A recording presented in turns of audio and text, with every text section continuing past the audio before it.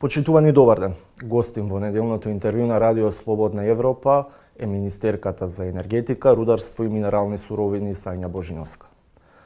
Министерке Божиновска, Северна Македонија е земја која што непрекинато е увозно зависна од струја, со оглед на тоа што државата доби Министерство за енергетика со кое што раководите и вие. Имаме ли план за како тоа да се надмине? Најпрво благодарам за поканата. Конечно Македонија доби Министерство за енергетика, рударство и минерални суровини и секако тоа е голем предизвик и енергетиката не е нешто што се планира краткорочно. Наследивме големи проблеми во сите енергетски сектори и моментално работиме на изработка на законот на енергетика и секако тука сме во зимскиот период, значи најмногу фокусот е на обезбедување на електрична енергија за граѓаните. Правиме стратегии, секако краткорочни и долгорочни. Краткорочните се фокусирани на рударскиот комбинат РЕК Битола и снабдување на јаглен и ангажирање на сите енергетски капацитети, додека долгорочните е правење на нови капацитети. Крајот на минатата година потпишавме скоро 100 мегавати за изградба на зелена енергија и се надеваме дека ќе продолжи ова и понатаму. Во изминатите години има голема експанзија на изградба на фотоволтаични централи. Досега се поднесени според некои информации кои што беа објавени во јавноста околу 8000 мегавати, што е речиси 3 пати повеќе од она што мрежата може да го поднесе. Кое е решението за овој проблем? Најпрво се согласувам со вас, меѓутоа не се 8.000, туку 9.500 мегавати.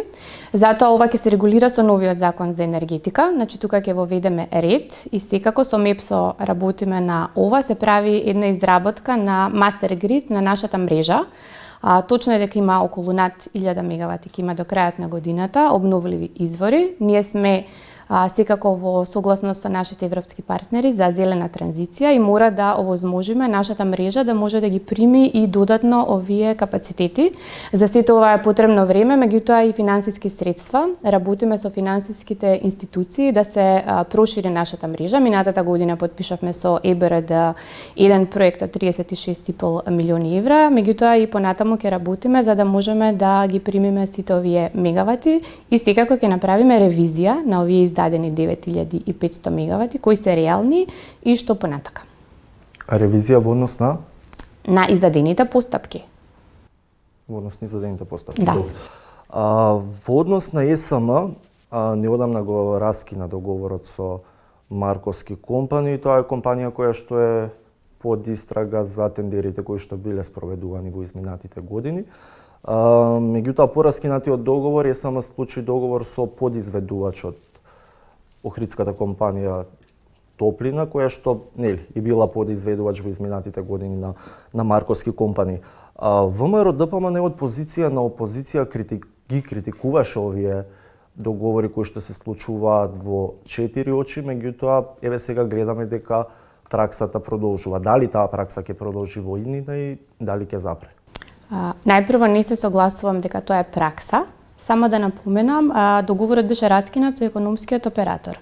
За да се направи нов тендер, потребен е долг временски период, а како што сме во зимскиот период, каде што е многу критично снабдувањето со електрична енергија, беа повикани сите 5 подизведувачи кои биле вклучени во претходниот процес, што значи не е договорено само со еден економски оператор. На крајот понудиле само 2 од економскиот оператор и е одобрено со тоа што има 15% поевтина цена имаме добиено. Јас се залагам за транспарентност и се залагам за наоѓање некое системско решение каде што не бисме се довеле во ситуација да имаме преговори во 4 очи. Веќе е распишан тендерот, што значи дека ова е само за да може да ја пребродиме зимата и овој временски период кога го раскинавме договорот со економскиот оператор, додека трае другиот тендер. Републичкиот обвинител неодамна изјави дека има 6 предистраги во однос на финансиското работење на РЕК Битола. Веќе имаме една јавна позната истрага под името Адитив, во кој што се вклучени поранешни директори на РЕК Битола и не само и на Осломеј.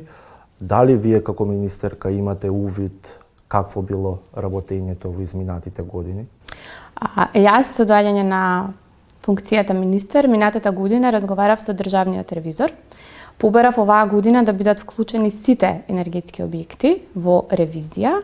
Зборувавме за што се случувало во МЕПСО, во РЕК Битола. Имам сознанија дека, например, околу 400 милиони евра се потрошени за набавка на електрична енергија. За адитивот исто знаев и го поздравувам, иако е 6,5 милиони евра, меѓутоа добро е што се почна од некаде.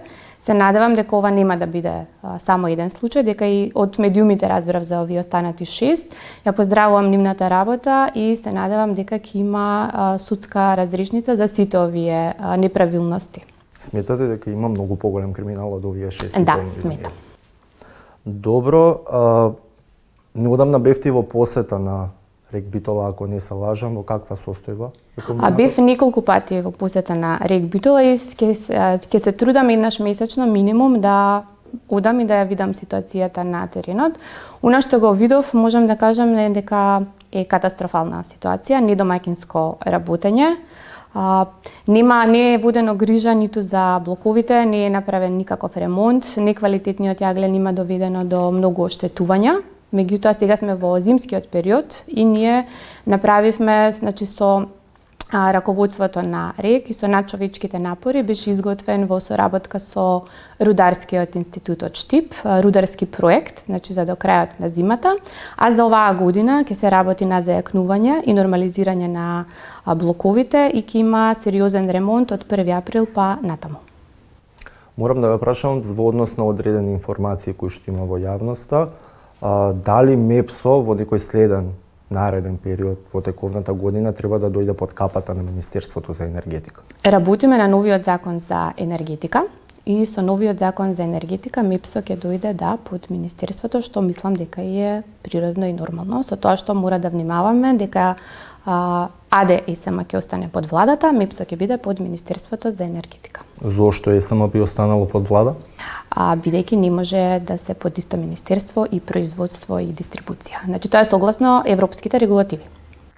Во 2025 година, односно годинава, има информација дека Северна Македонија ќе биде домаќин на глобалниот форум за енергетска иднина. Што тоа би значило за државата? Минатата година бев во Женева, во Обединетите нации, и таму имав разговори на исклучиво високо ниво со представници и еднаш годишно под покровителство на UNDP се организира енергетски форум.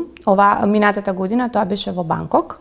Разговарав со представниците и се понудив, бидејќи имаме ново основано Министерство за енергетика, се понудив ние да бидеме домаќин со сериозно лобирање. На крајот на годината ни беше доделено Скопје да биде домаќин на овој значаен енергетски форум за следната година. Тоа значи дека 500 учесници на високи ниво може да има и министри и сериозни извршни улоги од целиот свет ќе дојдат во Скопје. Датумот уште не сме го одредиле, меѓутоа ќе биде во втората половина на годината.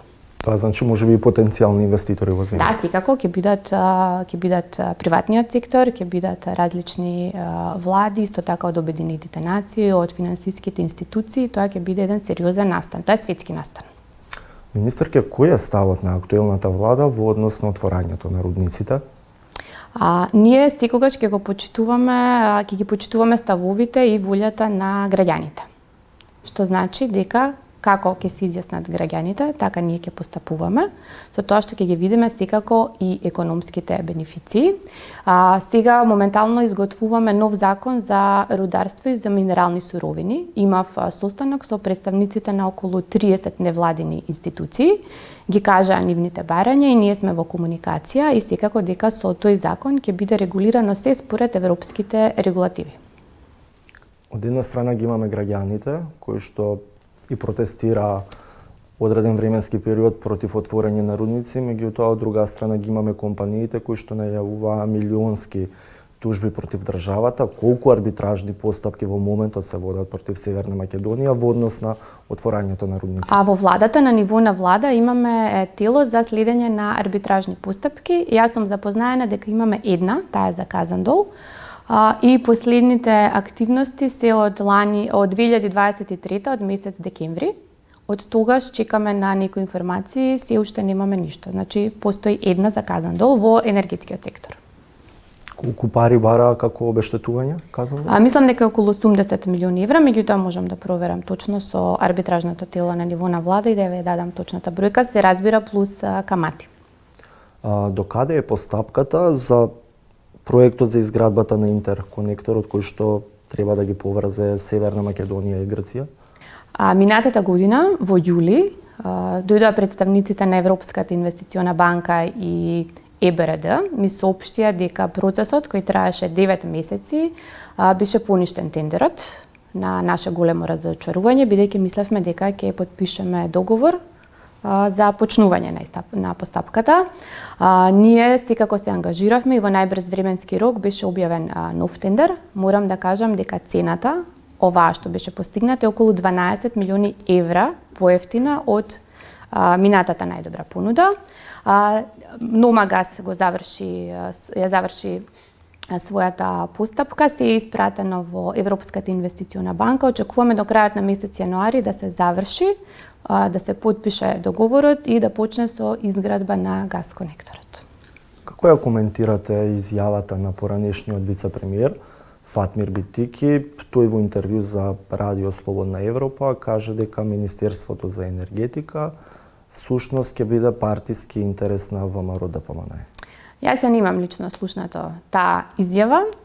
Секој може да коментира како сака, меѓутоа во разговор со бизнис заедницата, со стопанските комори, со енергетската заедница од Виена, со представниците од Европската унија, сите го поздравија овој чекор, дека ќе има ново министерство, а впрочем и во сите соседни држави и во државите на Европската унија има Министерство за енергетика. Тоа е многу битно, бидејќи тука нели економскиот развој на една држава зависи од енергетскиот развој и капацитети. Така да јас не би коментирала ништо од минатата власт, каде што за 7 години не беше изграден ниту еден капацитет и беа потрошени 400 милиони евра за набавка на електрична енергија. Во февруари 2024 година, ако не се лажам, станавте дел од извршниот комитет на ВМРО-ДПМНЕ. Негде кон крајот на изминатава година бевте сменети од таа позиција во највисокото партиско тело. Зошто бевте тргнати? Јас и уште неколку членови на извршниот комитет добивме нови задачи, односно да раководиме со стручните комисии, конкретно јас ќе ја водам Комисијата за енергетика во ВМРО. Јас сум член на Централниот комитет, а тоа според статусот е највисокиот орган на ВМРО меѓу двата конгреси. Вие сте една од најбогатите министерки, барем според она што успеавме да го видиме во анкетниот лист доставен до Државната комисија за спречување на корупцијата. Цел живот имате работено во приватниот сектор, наеднаш доаѓате како министерка во Министерството за енергетика. Што е натера да се одлучите на тој чекор? Јас повеќе пати одговорив на ова прашање. Анкетниот лист најтранспарентно го пополнив. Секој може да види. Мислам дека некој што работел 20 години во странство и што бил успешен, не е некој проблем да може да се заработи. Мислам дека тезата е успешните луѓе кои се реализирани, имаат одлични биографии, би требало да се вклучат и да помогнат на Македонија, што значи дека јас препорачувам на сите тие што се успешни и во странство и кај нас во државата да се вклучат во политиката, бидејќи тука е место каде што се одлучува и каде што може да се направат чекори за подобриднина на сите во Македонија. Уште едно прашање ви поставил сосема за крај со оглед на тоа што дека сме и медиум кој што ја отвори приказната. Дали вашата поранешна компанија која што ја имавте во Северна Македонија го подмири долгот кон МЕПС? Јас бев дел од таа компанија. Јас како Сања Божиновска немам никакви долгови кон никого и сум работела секогаш согласно законите на секоја држава каде што сум работела. Министерке, ви благодарам за одвоеното време. Благодарам и на вас. Почитувани, вие го гледавте неделното интервју на Радио Слободна Европа. До гледање.